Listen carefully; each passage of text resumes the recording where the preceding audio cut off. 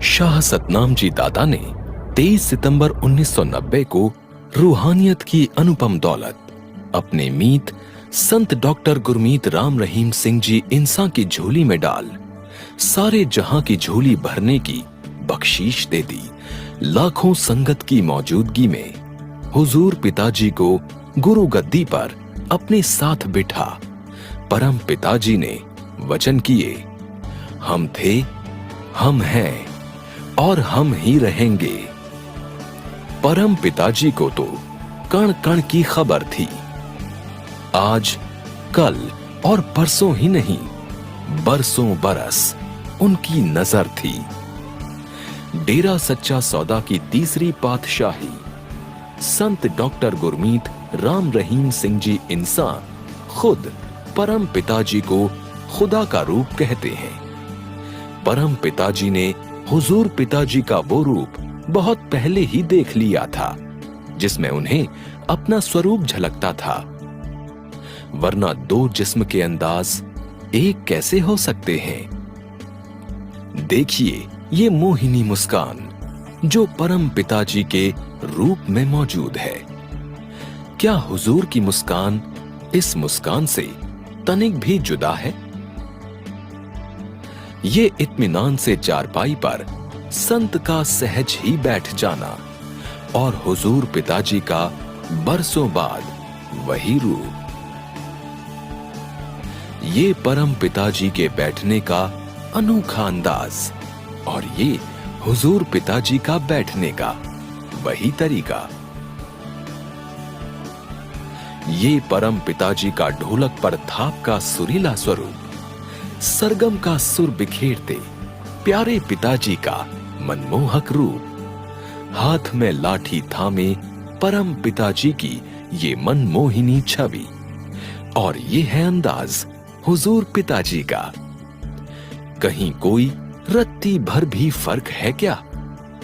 नजर डालिए तकरीबन 40 साल पुराने इस नजारे पर परम पिताजी का टक लगाते हुए ये रूप, और ये महज कुछ साल पहले हुजूर पिताजी का टक लगाते हुए वही अनुपम अंदाज।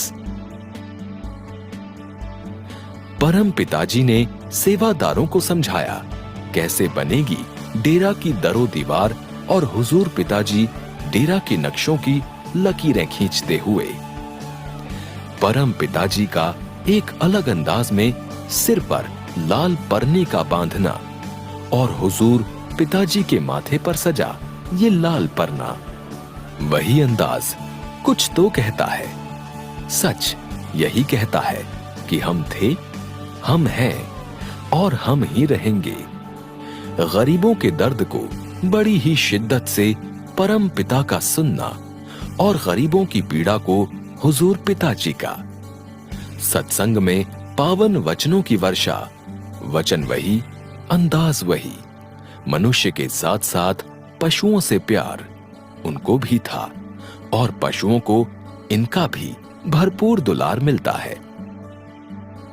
ये चाय की चुस्की का अंदाज भी हूबहू वैसा ही है जैसा परम पिताजी का था। सच लगता है ना कि ना कुछ बदला है ना बदलेगा। और ये देखिए, संगत को सत्संग की सौगात देने के बाद विदा लेने का ये रूहानी नजारा। नजरें हों तो देख लो, आज भी वही नजारा बरकरार है और बरसों बाद एक ही रूप, एक ही स्वरूप, एक ही अंदाज। इसे क्या कहेंगे आप?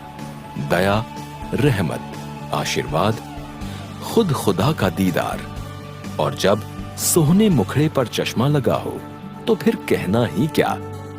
जैसे परम पिताजी बैठते थे, चलते थे और संगत को आशीर्वाद दात देते थे, हुजूर पिताजी का अंदाज भी जस का तस वही है।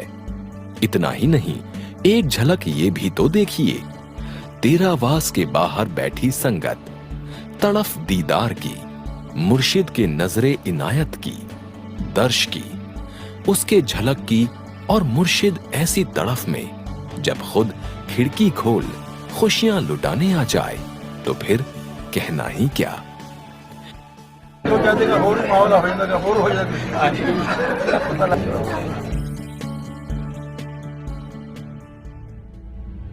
समय बीता, गुरु गद्दी पर हुजूर पिताजी विराजमान हुए।